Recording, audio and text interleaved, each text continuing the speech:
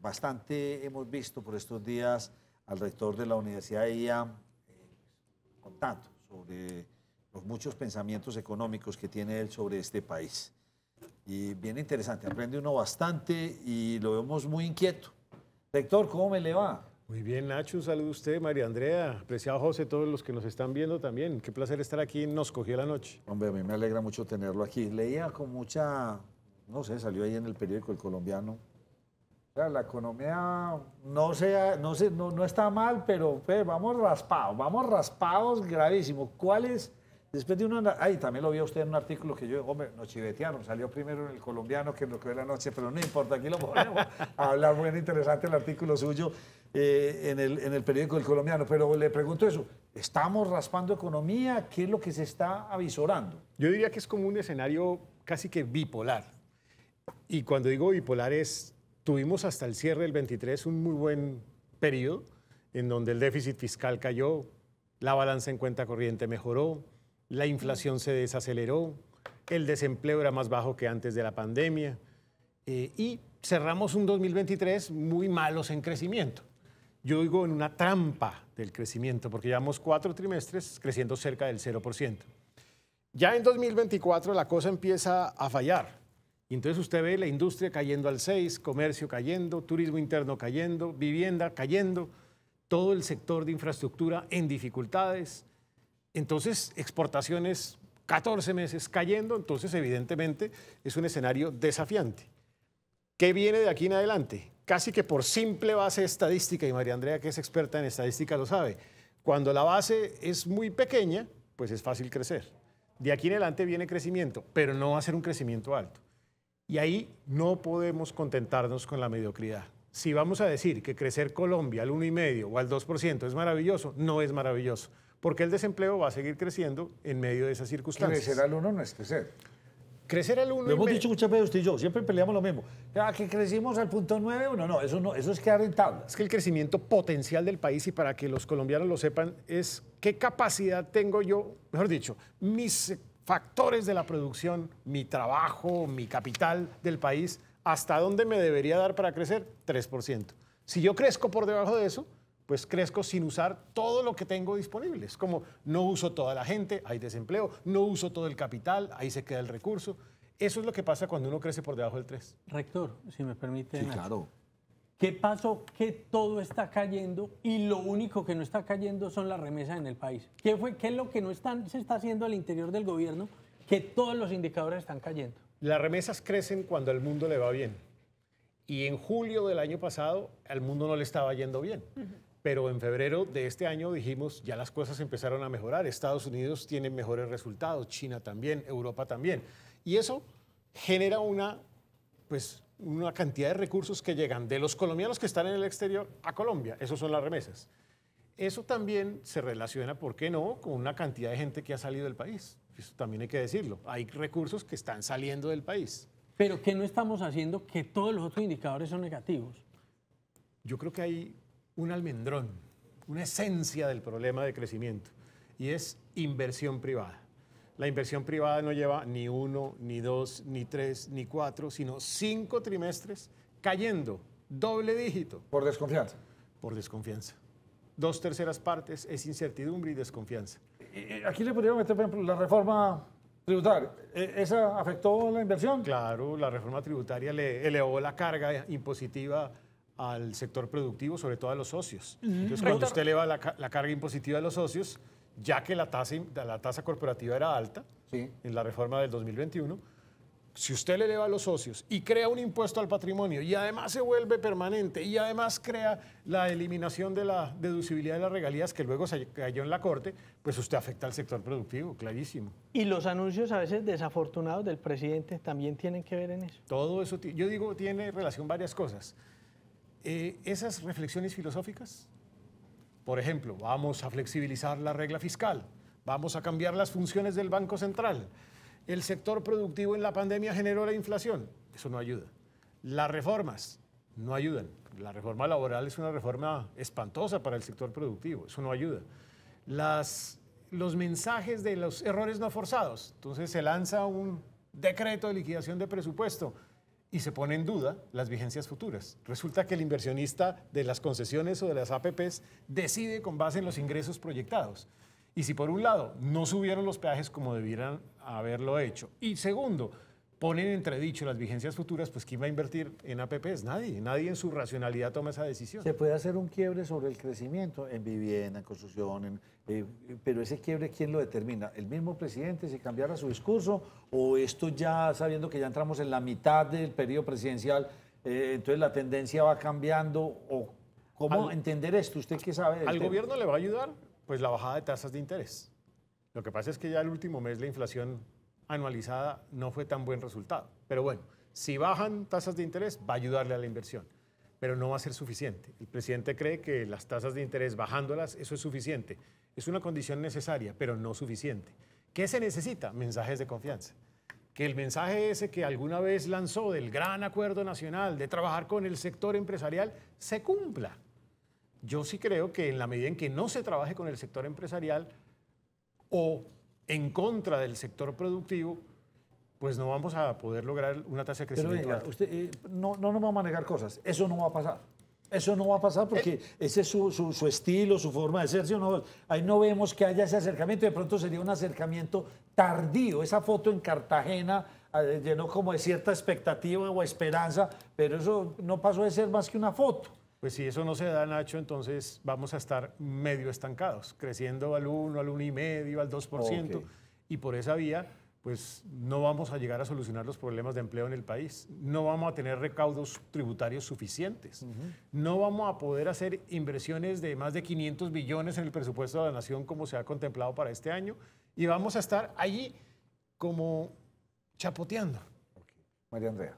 Sí, mire, rector, volvamos al tema de la inflación. Yo recuerdo que hacia el año 2022, usted me corregirá que tiene el dato más fresco, cerramos hacia el 13 punto algo por ciento, el año pasado 2023 estábamos sobre el 8%, y ahorita en mayo se cerró sobre el 7 punto algo por ciento, creo que fue 7,2%. Ese tema de que la inflación ha ido bajando, para que lo hablemos en términos económicos más menudo, las personas como nosotros que no somos economistas, realmente cómo se ve eso enfrentado con el tema de decir es que la economía en Colombia no va bien. Ojo que no es que ha ido bajando, sino que la inflación anualizada es ligeramente menor. Ok. Pero la gente tiene que saber que al último mes, pues los precios crecieron en un 7,14%. Exacto, eso hoy, porque igual vamos a mercar y vemos todo Es el más tema. caro. Sí, Claro, no, exacto, está no carísimo sigue todo. alcanzando, no sigue alcanzando. Entonces, quiere decir que se ha bajado el valor anualizado de inflación, pero no significa que los precios necesariamente han caído. Ahora bien, eso, ¿por qué no se ha generado la reducción que se esperaba? Porque es que finalmente la reducción que se esperaba desde hace rato. Yo creo que en parte porque hay unos factores que generan aumento de precios, servicios públicos, energía, arrendamientos. Los arrendamientos dependen del IPC, dependen del aumento del salario Quítale mínimo. la CPM en estos días. ACPM y gasolina también, pues tiene un impacto. Y alimentos. Es que si usted le pone un impuesto a los alimentos, a las gaseosas, un impuesto a las salchichas, al jamón, pues claramente eso afecta a la canasta básica. Pero todo el mundo lo dijo. Los llamaban los impuestos saludables. Yo no creo en esos impuestos. Yo creo que no hay nada más poco saludable para una economía que tener esos impuestos que le restringen a uno la libertad que uno debería tener para consumir lo que uno quiera. Al final, siempre hay otros caminos para solucionar los problemas de salud pública. Yo quiero que usted me saque esta ignorancia en la que estoy.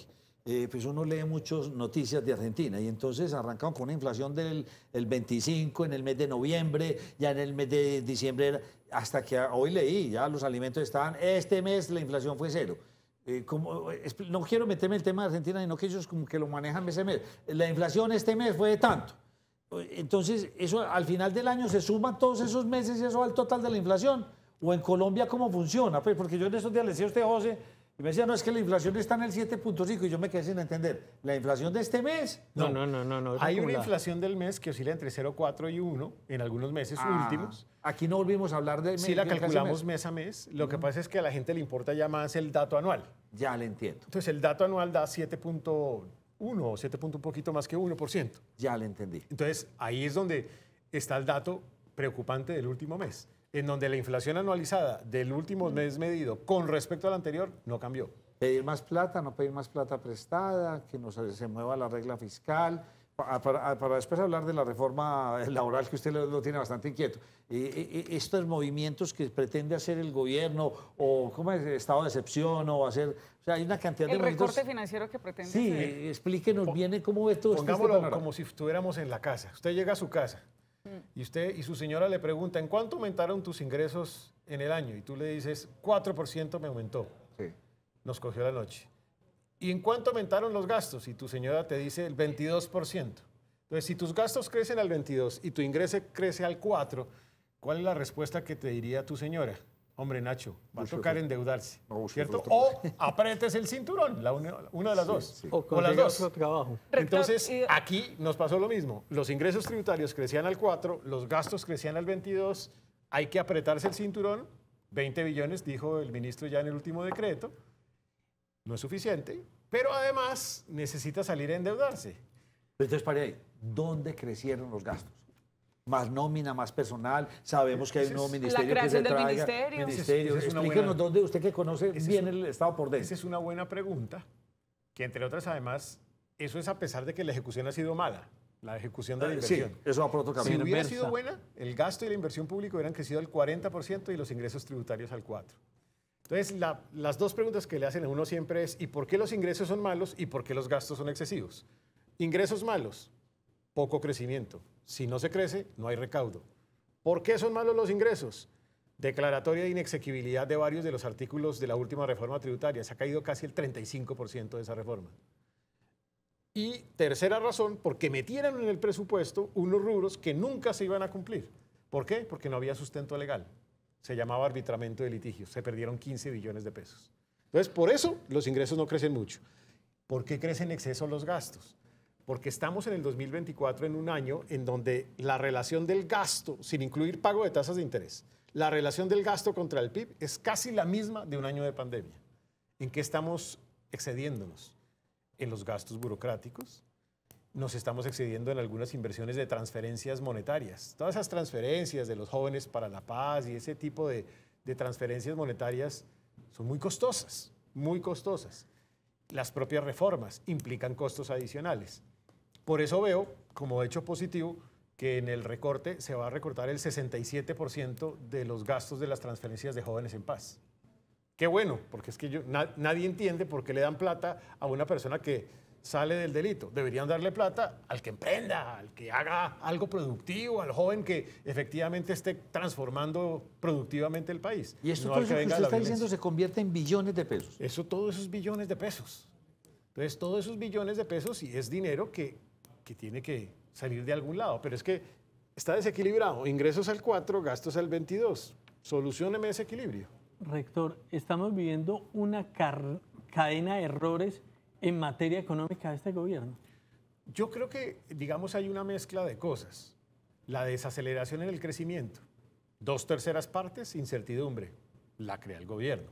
1/3 parte, intereses. Viene de un control a la inflación que es necesario. O sea, hay parte que es necesario. Siempre estimamos que se iba a desacelerar el crecimiento, pero no para llegar a cerca del 0%.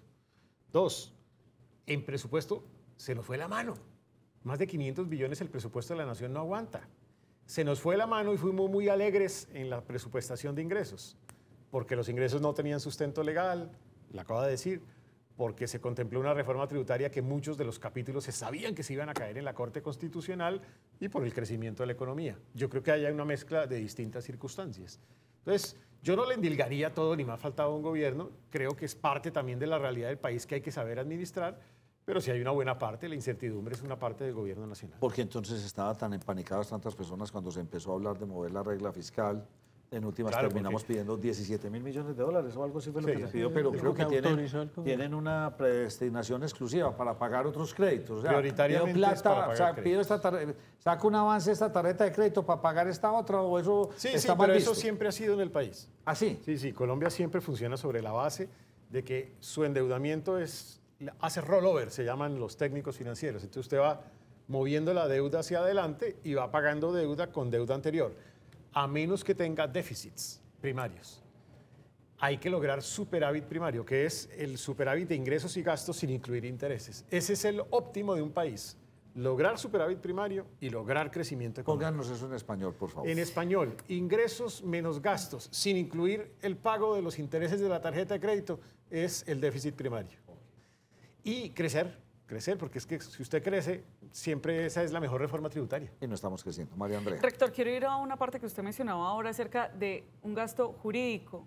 Mencionó usted la cifra de 15 billones. Sí, es que Para que ampliemos un poco esa cifra. Eso es un tema técnico, pero es que son 15 billones de pesos. Sí, es que la cifra es bastante. Arbitramiento de litigios se llama. Básicamente era permitir legalmente la posibilidad de arbitrar los litigios entre los particulares y la DIAN. Eso necesita un artículo en una ley de la República. Se dijo, ojo con esos 15 billones. Lo dijo el Comité Autónomo de Regla Fiscal, ojo con esos 15 billones que no hay sustento legal. Tienen que pasar una ley en el Congreso. No se pasó. Entonces, como no se pasa la ley, pues no existe el artículo, y como no existe el artículo, como dijo el exdirector de la DIAN, previmos 15 billones, vamos a recaudar 0 billones.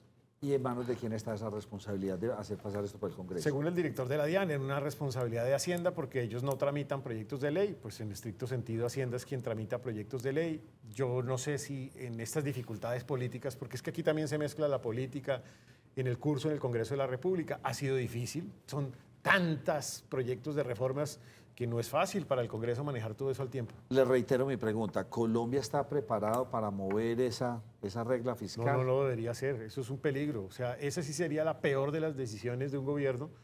Yo he creído firmemente en lo que ha señalado el Ministerio de Hacienda, en que no se va a modificar la regla fiscal, no se va a flexibilizar la regla fiscal, porque eso es como otra vez en el ejemplo de su casa. Entonces usted le dice, tranquila mi amor, simplemente ve al banco y diles que me aumenten el cupo de deuda, que ya no me comprometo a pagarle los 100 millones de pesos, sino que ahora me permitan endeudarme hasta 150 millones de pesos. Pues puede ser que llegue ella al banco y el banco le diga, no, o sí, pero te vale más. Entonces, ¿cuáles son los riesgos de flexibilizar la regla fiscal? Mal mensaje para inversionistas, mal mensaje para financiadores, mal mensaje para calificadoras de riesgo, eventual subida de la tasa de cambio, aumento de la prima de riesgo país y, por lo tanto, más costos de Es financiamiento. entrar en un mundo muy duro. Eso es entrar en el modelo de la Argentina, del cual acaban de salir o están saliendo. 20 años después. Perdónenme. 20 o 30 años después, José. En la actual situación del país, ¿se podría venir una nueva reforma tributaria? Pues el gobierno ha hablado de una reforma tributaria adicional, dice para bajar las tasas de impuesto corporativas, pero hay que ver, porque es que uno sabe lo que entra al Congreso, pero no lo que sale, y al final no sabe uno cuál es el propósito. Yo creo que es un mal momento para tramitar una reforma tributaria, porque en medio de esta incertidumbre al sector productivo usted le agrega otra carga de incertidumbre, me parece desacertado. Pero el país va a tener sí o sí que tocar en algún momento las exenciones tributarias. Y las exenciones tributarias son cerca de 100 billones de pesos. No, alto. Eso es alto, de las cuales cerca de 70 son en IVA. Va a tocar el IVA. Ni José, ni Nacho, ni María Andrea, ni quien les habla, deberíamos ser beneficiarios, por ejemplo, de las exenciones de pan, IVA en pan, IVA en arroz, IVA en frijoles, IVA en general en productos de la canasta alimenticia. Deberíamos cubrir ese costo. Pues somos beneficiarios. Ese es el tipo de exenciones que hay que revisar en un proyecto de ley de reforma tributaria. Eso le vale 70 billones al fisco. Sigo con mis preguntas así fuertes. Hay muchos huecos. Sí, no, pero por eso tenemos a quien conoce el tema bien profundo. ¿Qué le parece lo que dijo el presidente en Cartagena? Señor banquero, présteme la platica. Sigue insistiendo, las tasas de interés, bájenlas, es que con eso nos movemos. Casi que eso lleva pues, a su propuesta, imprimamos billetes. O sea, le pongo tres cosas que hacen parte de un modelo político que ya se ha visto en Argentina y en otros países lo que pasa, pero ¿cuál es su percepción? Los bancos... expliquémosela al ciudadano. Entonces, ciudadano, usted tiene una plata y la va y la lleva al banco. Sí. ¿Por qué? Porque usted cree en el Bancolombia, por poner un ejemplo. Sí, señor. O en otro, pues para no generar aquí que no crean que estamos haciendo aquí publicidad. Entonces, la persona llega con su dinero, lo mete a un banco porque cree que el banco se lo va a administrar de la manera más eficiente. Y el gobierno entonces anuncia que parte de esa platica ahora se va a ir a unas inversiones forzosas para un sector productivo que la necesita. Por ejemplo, el sector del turismo. Es decir, que esa platica el banco la va a dirigir al turismo con unas tasas más bajas o con un modelo más atractivo para que ese sector se nutra de recursos y pueda invertir. Y con eso reactivar la economía. Eso a mí no me gusta por principio general, porque me parece que eso desincentiva al banco a prestarle, pues porque va a decir, porque le tengo que prestar allá más barato. Se hace la pregunta de si eso es lo más eficiente o no. Hoy funciona en Colombia, en el sector agropecuario. En el pasado funcionó muchísimo, eso no funcionó porque eso era un desastre en términos de costo, de desincentivo, etc. Pero lo que ahora el presidente propone me parece más complicado, porque entonces no es solamente que el ciudadano mete la plática al banco, sino que además el banco se la va a entregar a papá gobierno, o sea, usted. Y usted va a hacer con esa plata lo que crea necesario. Vale decir, se lo va a prestar al sector del turismo. Usted está politizado, usted está burocratizado, usted es ineficiente. Explíqueme por qué ese modelo es más eficiente. Pero además, imagínese el gobierno distribuyéndole al sector turístico, ¿a quién va a preferir? ¿A sus amigos o a sus enemigos? Pues a sus amigos, se politiza. Entonces, me parece que es mucho más inconveniente politizar ese modelo porque entonces termina siendo más ineficiente. Y entonces le hago la pregunta, ahora usted es el ciudadano que está allá. ¿Usted metió la plata para que se la dieran al gobierno y que el gobierno la distribuyera como quisiera? No, para eso yo no metí la plata. Entonces ahí es donde yo digo, eso es una pues cuasi confiscación del dinero que yo metí al banco porque creía en el banco que se iba a manejar de manera eficiente y termina ese dinero en el gobierno distribuido políticamente. Me da pie hacerle esta pregunta. Eso mismo entonces pasa con los dineros que tenemos en nuestras pensiones, en Colpensiones, porque pues, muchas veces ha salido el presidente, no es que estos son dineros públicos, y muchos periodistas y muchos que estamos aquí, no señor, eso es mi plata. Es lo mismo, entonces coja toda plata y me la juego y eso sí son dineros públicos. En el sistema pensional hay dos actores que manejan la plata, las AFPs y Colpensiones. Sí. Yo tengo mi dinero en una AFP, es mi dinero, está en la AFP y es mío y sigue siendo mío y son mis ahorros. Yo los he hecho con el sudor de mi frente. Hay otros que pagan ese dinero a Colpensiones, pero ahí ya no hay ahorro. Es como si estuviera pagando un impuesto. Entonces, ¿de qué o con qué se pagan las pensiones en Colpensiones? Voy a decir algo que puede sonar un poco exagerado, pero funciona más o menos como una pirámide donde se van acumulando los ahorros de todo el mundo y con ellos se pagan las pensiones de los que están en Colpensiones, subsidiadas. Sí, Quiere decir entonces ya no es que un ahorro. que el modelo pensional es un modelo de un Robin Hood al revés. Los pobres que pagan, que ponen plata de sus ahorros, de sus Pagamos a sueldos, los que van saliendo. terminan pagándole a otros que se benefician. Y normalmente, ¿quién se beneficia? Los más ricos. A mí me gustaba más un modelo de ahorro privado, que parece que es más transparente. Tú ahorras y tú obtienes tu trabajo. Ese modelo, en la reforma pensional, que muy seguramente se va a caer en una buena proporción o toda, ese modelo cambió y ahora prácticamente todo, el 90% va a pasar a Colpensiones, a administrarlo en ese modelo que no es sostenible, que no funciona y por lo tanto que va a dar lugar a que los perjudicados sean los jóvenes. ¿Se imaginan Colpensiones? Porque 19 Nacho millones nuevos. o ya está pensionado o se va a pensionar. José puede estar cerca de transición. María Andrea sí, ella le va a tocar cubrir los costos pensionales. Y yo estoy en transición, no tengo problema. Pero los jóvenes, va a haber un momento de aquí a 10 o 15 años en donde les van a decir, tenemos 3 opciones, jóvenes. A María Andrea le van a decir, tenemos 3 opciones. Aumenta tu aporte pensional más de 2 veces. O, si esa te parece incómoda, pongámosle 4 reformas tributarias a María Andrea y a la gente de la época de María Andrea. O 3, la otra opción que te van a decir es ni la una ni la otra, sino María Andrea tramita en el Congreso de la República una nueva reforma pensional que solucione la que esta no fue capaz de solucionar. Edad. Edad. El costo político. Ingreso del base de financiamiento. liquidación. Aportes. Costo político, claramente. Pero pues, si somos sensatos, si somos racionales, si somos responsables y si somos técnicos, pues lo acabamos de ver. La transición demográfica está allí. No, pues grave. Nacho va a vivir más de 100 años. No, y cada vez hay menos Y niños. menos. Nacho, recuerda que Menos ya dicen natalidad. que ya están vivos los seres humanos que van a llegar a 150 años de vida. Pero usted la pone clara. Hay que subir la edad, pero también hay que subir el aporte. O sea, tenemos que subir el aporte. Esto tendrá que entrar. O sea, pasar a un 20, 25% de su salario y es de la única manera que usted puede tener una vejez tranquila. Y yo porque creo que esto no puede- va a tocar hacer una reflexión de fondo. Colpensiones no va a ser sostenible. No. ¿Por qué no va a ser sostenible? Porque es un modelo basado en donde los jóvenes pagan una plata como un impuesto y los viejos reciben la plata de los jóvenes. Cada vez hay menos jóvenes, cada vez hay más viejitos. sea, se debe invertir la pirámide. Venga, pero usted que conoce el Estado por dentro, muy bien.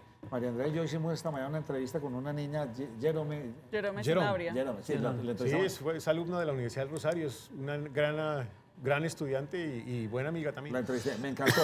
Venga, una pregunta, usted que conoce los intrínculos del gobierno, ¿por qué Colpensiones no puede ser o coger ese dinero y ponerlo a que dé plata, a prestárselo para las vías, a que eso genere, que no sea lo que usted dice? O sea, como un fondo de Guardarla bajo el pensiones, colchón. que el Estado le ponga la competencia pues a los...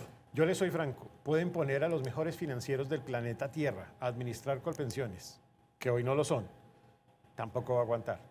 Porque es que estructuralmente está concebido sobre la base de unos jóvenes que financian unos adultos. Y la verdad, lo acabamos de ver en las cifras del DANE, cada vez hay menos jóvenes. Lo sentimos en las universidades, pasa en los colegios. Si usted tiene menos jóvenes, ¿quién va a financiar a José cuando sea viejito? Para cambiar de tema... Sus hijos. Sí, vamos a ver Nacho, lo antiguo. Última pregunta de este tema para pasar Pero a... no sobre pensiones, a mí se me quedaba un tema de ahora cuando el rector estaba mencionando dónde era que se habían generado sus mayores Y gastos. a mí también se me quedó una pregunta directa. Entonces, pero sobre esa línea, la pregunta al contrario, y es, ya usted nos explicó dónde fue que se generaron los mayores gastos, pero entonces, ¿de dónde es que van a tener que recortar más para poder entonces llegar a esa cintura de los 20 billones de pesos menos? No sé, El grupo de seguridad. investigaciones del Banco de Bogotá calcula que esto casi es de poco más de 45 billones. Tendría que ser el recorte. Van 20. Yo creo que el gobierno está jugándosela a que la capacidad de ejecución no va a ser muy alta de aquí al cierre del año y va a tener ahí un margencito que también se va a ahorrar. Pero puede ser probable que si no lo logran por esas dos vías, van a necesitar otro ajuste en el tercer trimestre del año. Ya lo veremos. Tienen una apuesta para el 25. La implementación de la reforma pensional. Porque la reforma pensional, en la medida que más gente se traslade a Colpensiones, ¿cierto? Hay que girarle menos plata a Colpensiones adicional del gobierno nacional. Como Colpensiones está Por el subsidiado, fondo pensional. hay una parte que entra por los pensionados, pero hay otra parte que pone el gobierno. Cuanto más personas se pasen a Colpensiones, menos hay que girarle a Colpensiones en el corto plazo. Lo cual es un riesgo grande, porque es más o menos como si José vende la casa que tiene, si es que tiene casa o apartamento, y se la gasta en un año o en dos. Claro. ¿Usted haría eso, José? Yo no. Imagínese. Venga, esto es un hueco que no se llena, ¿o qué? O sea, el déficit. El déficit va a seguir creciendo cada vez que pasemos los meses. Y le hago la pregunta que hay que hacérsela a usted obligatoriamente. Vamos a empezar campaña presidencial adelantada. O sea, yo le digo, aquí ya nos ha hecho llamadas varios candidatos a la presidencia de este país. Queremos empezar a ir. Nos cogió la noche para hablarle a los antioqueños. Esto en los gobiernos se ve una presión del gasto, veremos una presión del gasto para poder perpetuarse o seguir ahí. Mire, Nacho, en el 2026 va a haber por lo menos dos grandes temas de discusión nacional para una campaña política. Lo económico, que incluirá crecimiento, cómo crecer mucho más, no cómo crecer al 2 o al 3, porque seguramente vamos a estar cerca del 2 o del 3% o del 2,5%, sino cómo crecer mucho más. Y dos, el segundo tema va a ser seguridad. Ya lo estamos viendo. Hurtos, secuestros, extorsiones. Los tenderos se están quejando, los tenderos en la calle se están quejando en muchos territorios del país. Esos dos temas van a ser temas súper importantes en aquel momento. Y es posible que el tercero sea el tema de acuerdos de paz, particularmente con el ELN y otros actores violentos, porque seguramente antes de cerrar gobierno se va a avanzar en esa dirección. Yo percibo que esos tres temas van a estar en la agenda política. Luego, tiene usted razón, los temas económicos y sociales, porque todo eso tiene impacto social, los temas de seguridad y los temas de paz, de acuerdos de paz para ese momento serán los temas de debate. No vamos a tener plata con que llenar eso, perdóneme que le diga, pero no hay maquinita que imprima tanto, José. Rector, si el gobierno no está ejecutando, el sector privado no está invirtiendo, ¿quién carajos va a reactivar la economía? Esa es la pregunta que yo me hago recurrentemente. ¿Dónde están los motores del crecimiento? Entonces, mi respuesta es, la inversión va a reaccionar un poco por las bajas tasas de interés. Buena noticia. Ahí va a haber un motor un poquito reactivado. Bajas tasas de interés van a mover un poquito el consumo. Camilo Herrera, que trabaja en Radar, que es un hombre que vale la pena invitarlo aquí a Nosotros de la Noche, ha hecho sus estudios y viene una recuperación del consumo. Exportaciones, después de 14 meses cayendo, pues la línea base, María Andrea, estadística, pues va a hacer que empiece a crecer un poquito más. Y lo poco o mucho que tenga el gobierno en materia de gasto, a pesar del déficit, también puede animar un poquito el crecimiento de la economía. Lo estamos viendo en el sector agropecuario y en administración pública.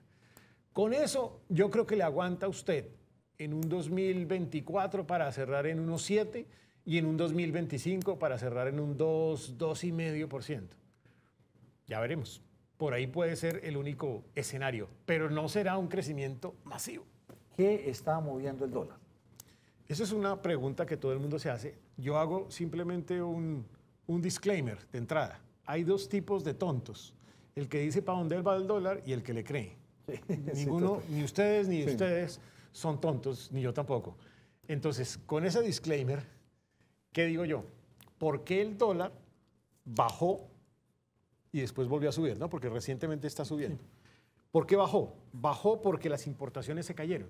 ¿Por qué se cayeron las importaciones? Porque no hay inversión, bienes de capital, bienes intermedios, o porque no hay crecimiento, no hay consumo. Por eso se cayeron. Mucha plata en narcotráfico y muchos dólares cambiando. Voy para allá. Esa es una. Dos, lo que usted decía al inicio, las remesas de los extranjeros, de los colombianos en el exterior. Muchas. Inversión extranjera directa. Hasta el 2023, incluso parte del 24, venía creciendo en cifras récord. Y no sabemos, y yo no lo puedo medir, recursos del narcotráfico. Porque cuando usted aumenta la producción de coca, pues obviamente aumenta los dólares. Ya nadie mide la producción de coca, ustedes tienen el dato, si no me lo dan. Ahora miden las incautaciones.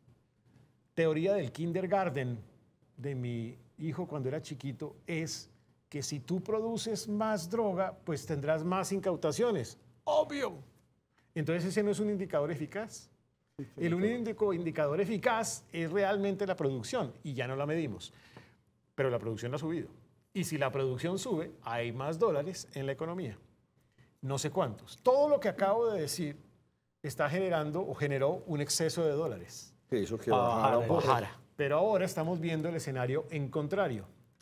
¿Por qué estamos viendo el escenario en contrario? Remesas siguen llegando. Inversión extranjera directa hasta este momento sigue llegando. Pero las importaciones están empezando a mejorar un poquito. ¿Por qué? Porque la economía está empezando a crecer un poquito más. Y en la medida en que crezca, pues menos margen para que la tasa cambie hacia la baja, o sea, más hacia el alza. Y droga, pues sí, sigue llegando. Luego va a estar más o menos en el escenario que estamos viviendo actualmente, a menos que Colombia crezca masivamente, que no lo creo.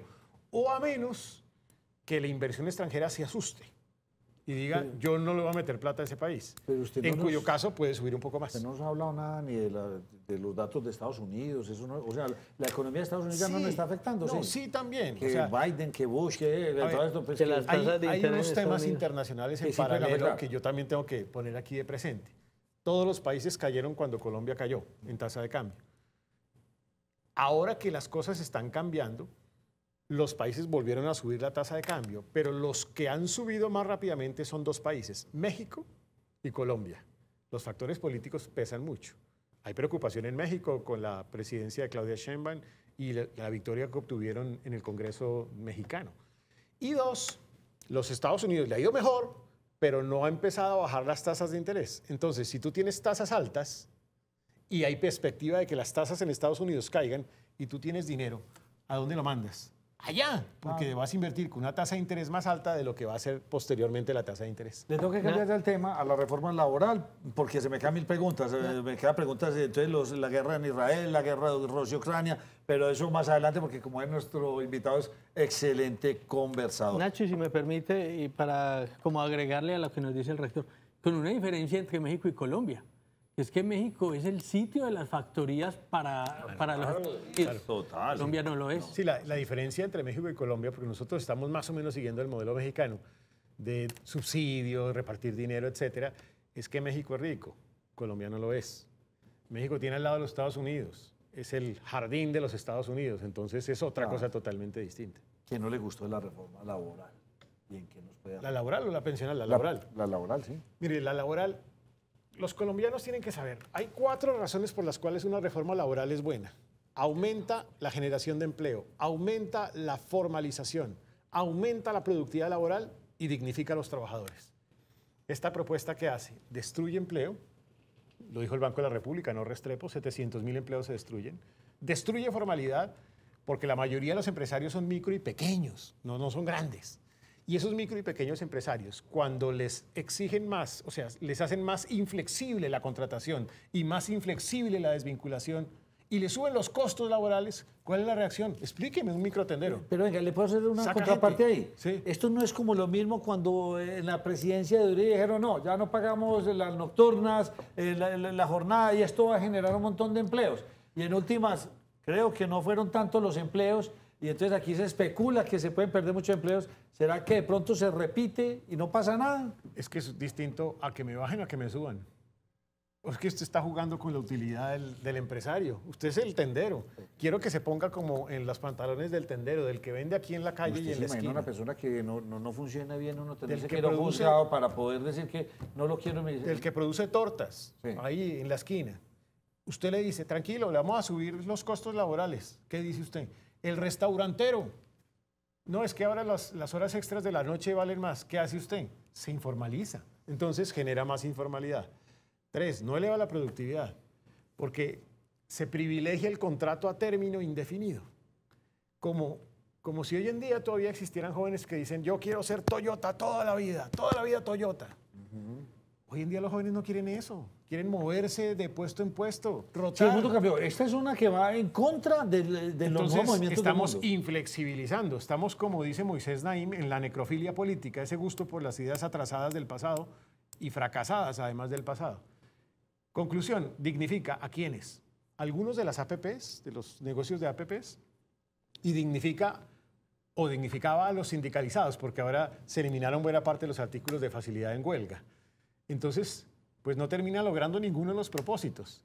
Pero eso sí logra uno maravilloso, y es que al generar más informalidad se vuelve la mejor reforma antipensional del planeta. O sea, todo lo que hicimos con la mano lo borramos con el codo aprobando una reforma laboral que genera más informalidad. Porque cuando hay informalidad la gente no se pensiona. Hay menos base para cotizar. Claro. O sea, usted dice que esta reforma va a promover la informalidad. El desempleo también. Y la falta de productividad también. Y terminará dignificando a muy poquitos de los trabajadores de nuestra fuerza productiva. O sea, no se están haciendo bien las cosas, Nacho. Esa no me gusta, me parece que es la peor de las reformas hoy en el Congreso de la República. ¿Qué más no le gusta de la reforma? No, yo creo que ya con eso es suficiente para saber que esa es una ley que debería hundirse. Bueno, entonces le voy a hacer la pregunta política. Y es, bueno, se va este gobierno, entonces, hizo todo esto, o sea que el próximo gobierno se viene con contrarreforma. Volvamos a reformar todo lo que se hizo, que no está bien, volvamos a reformar. ¿Le tocará al próximo gobierno o qué va a pasar ahí? Yo no creo, entre otras además me parece que llegar con una lógica de contrarreforma no es una buena idea. Habrá algunas que hay que ajustar, hay cosas que hay que ajustar. O sea, lo primero que hay que hacer en un siguiente gobierno es firmar nuevos contratos de exploración de gas y de petróleo. Lo primero que hay que hacer. Lo segundo que hay que hacer es llegar y si seguimos en este escenario de salud, hay que retomar el sector de la salud. Y hay que retomarlo con el sector productivo, en este caso con el sector de la salud.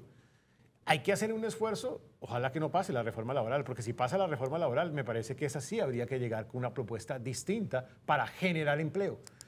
Y hay que llegar con una propuesta que eleve los niveles y estándares de la calidad de la educación, no una propuesta que vaya en contravía de la calidad de la educación.